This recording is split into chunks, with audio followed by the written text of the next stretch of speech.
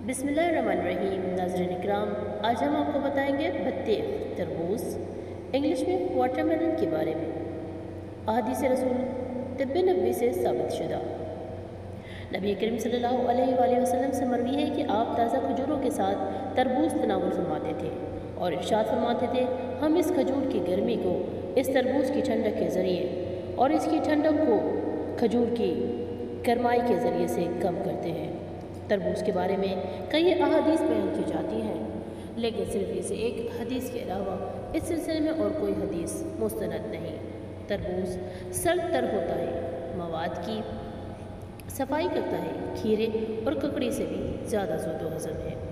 इसे खाना खाने से पहले खा लेना चाहिए। अगर तरबूज खाना खा लेने के बाद खाया जाएगा तो मतली और क़य हो जाने का ख़तरा लाहिक हो जाता है। एक तबीब का कौल है, खाना खाने से पहले तरबूज खाने से पेट खूब साफ़ हो जाता है और बीमारी बिल्कुल ख़त्म हो जाती है। बहरहाल, ये मौसम गर्मा की शिद्दत से बचने के लिए कुदरत का अजीम तोहफ़ा है। मैदे की ज़ायद हरारत को ज़ाइल करता है, कसरत तेज़ाबियत मैदा और हाई ब्लड प्रेशर में नहायत मुफीद है। इसी तरह इमराज़ जिगर हारा भी मुस्तअमल है। ये पेशाब आवर भी है, प्यास बुझाता है, तबीयत में तस्कीन पैदा करता है।